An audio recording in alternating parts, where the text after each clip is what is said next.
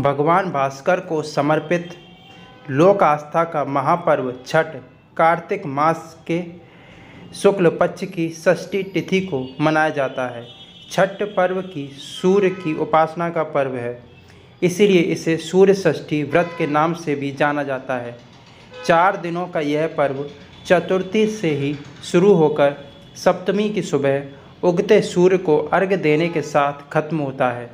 इस साल ये 4 दिन 28 अक्टूबर से 31 अक्टूबर के मध्य पड़ेंगे। इन दिनों में सूर्य देव और छठी मैया की आराधना करने से व्रती को सुख, सौभाग्य और समृद्धि की प्राप्ति होती है और उसकी सभी मनोकामनाएं पूरी होती हैं। षष्ठी देवी की पूजा से संतान को स्वास्थ्य, सफलता और दीर्घायु होने का आशीर्वाद भी मिलता है।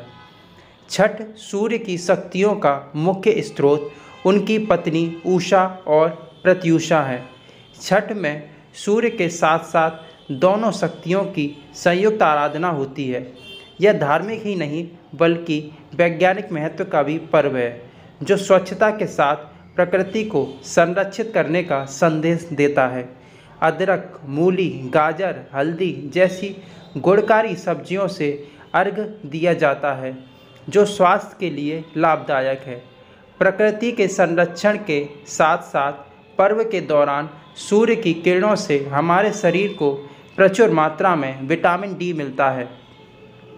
गाय का घी का दीप पूरी रात जलाने से वातावरण शुद्ध होता है और हवन से जीवाणुओं का नाश होता है। इस पर्व की प्राचीनतम का साहित्य स्रोत जहाँ रामायण और महाभारत के किंवदंतियों में मिलता है, वहीं पुरातात्विक साक्ष्य के रूप में कुषाण वंश के सिक्कों पर सूर्य उपासना के साक्ष्य प्राप्त होते हैं। जब पांडव जुए में अपना सारा राजपाट हार गए थे, तब द्रौपदी ने छठ व्रत रखा था। इस व्रत के प्रभाव से उसकी मनोकामना पूरी हुई। छठ की पौराणिक कथाओं का संबंध रामायण से भी बताया जाता है। दशहरे के दिन रावण वध के बाद श्री राम 14 साल बाद अयोध्या लौटे थे और अयोध्या में दिवाली के छठे दिन सरयू नदी के तट पर अपनी पत्नी सीता के साथ षष्ठी व्रत रखकर डूबते सूर्य को अर्घ्य दिया था। इसके अगले दिन उगते सूर्य को अर्घ्य देने के बाद उन्होंने राजकाज संभाला था। छठ पर्व का उल्लेख ब्रह्मवैवर्त पुराण में भी मिलता है। कथा के अनुसार राजा प्रियव्रत को कोई संतान नहीं थी और इस वजह से वे प्रायः दुखी रहते थे। महर्षि कश्यप ने राजा से पुत्र प्राप्ति के लिए यज्ञ करने को कहा और यज्ञ के बाद महारानी मालिनी ने एक पुत्र को जन्म दिया। दुर्भाग्य से वह शिशु मृत पैदा हुआ। राजा प्रियव्रत उस मृत बालक को लेकर शमशान में गए और शव छाती से चिपकाकर आंसू निकलने लगे। तभी आकाश से एक विमान उतरा जिसमें माता सती विराजमान थीं। राजा ने बालक को भूमि पर रख दिया और बड़े आदर के साथ उनकी पूजा और स्तुति की। तब उन्होंने अपना परिचय देते हुए कहा, मैं ब्रह्मा की मानस पुत्री षष्ठी देवी हूँ। मैं विश्व के सभी बालकों की रक्षा करती हूँ और निसंतानों को संतान प्राप्ति का वरदान देती हूँ। इसके बाद देवी षष्ठी ने उस बालक को उठा लिया और फिर से जीवित कर दिया। अभी महाराज प्रियव्रत उस बालक की ओर देख ही रहे थे कि देवी उस बालक को लेकर आकाश में जाने को तैयार हो गई। यह देख राजा ने पुनः देवी की स्तुति की। देवी ने राजा से कहा, तुम स्वयमानुभुव मनु के पुत्र हो। तीनों लोकों में तुम्हारा शासन चलता है। तुम सर्वत्र मेरी पूजा कराओ और स्वयं भी करो। मैं तुम्हें कमल के समान मुख वाला यह मनोहर पुत्र प्रदान करूंगी और उसका नाम सुव्रत होगा।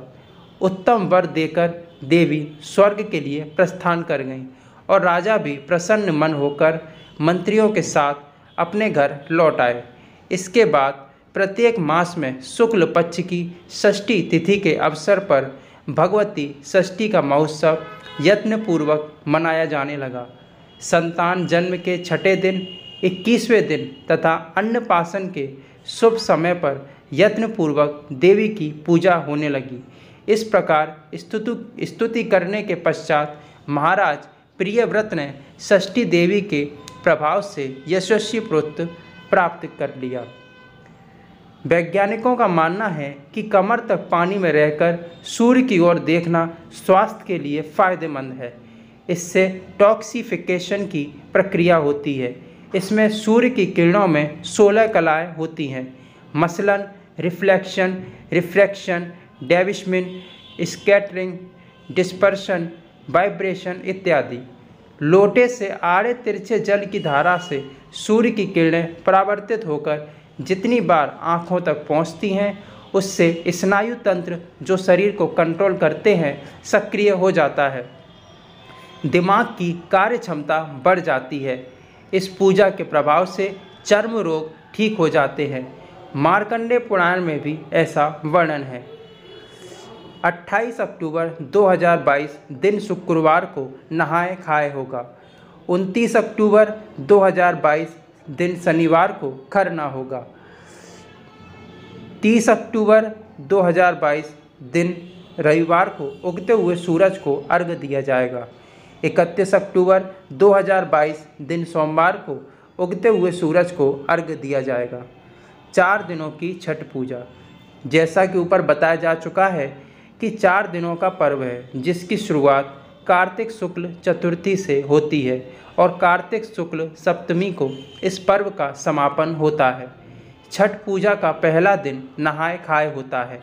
इस दिन स्नान के बाद घर की साफ सफाई की जाती है और शाकाहारी भोजन किया जाता है। बिहार में लौकी खाने की परंपरा है। छठ पूजा के दूसरे दिन खरना में व्रती पूरे दिन में के उपवास करते हैं।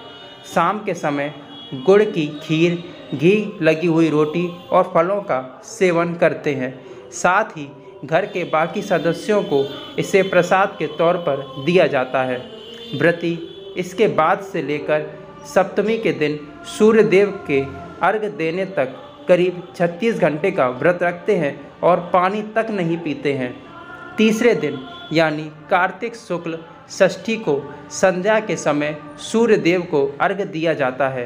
बांस की टोकरी में फलों, ठेकुआ, चावल के लड्डू आदि से अर्घ्य का सूप सजाया जाता है और नदी, तालाब या पोखर के किनारे सूर्य देव को जल और दूध से अर्घ्य दिया जाता है। इसके साथ ही प्रसाद भरे सूप से छठी मैया की पूजा की जाती है। शाम को घर लौटने के बाद रात में छठी माता के गीत गाए जाते हैं और व्रत कथा सुनी जाती है। सप्तमी यानी चौथे दिन सुबह के सूर्योदय से पहले जल स्रोत के पास पहुंचकर उगते सूर्य को अर्घ्य दिया जाता है। इसके बाद छठ माता से संतान की रक्षा और परिवार की सुख शांति का वर मांगा जाता है। पूजा के बाद व्रती थोड़ा प्रसाद खाकर व्रत पूरा करते हैं, जिसे पारणा या पारना कहा जाता है।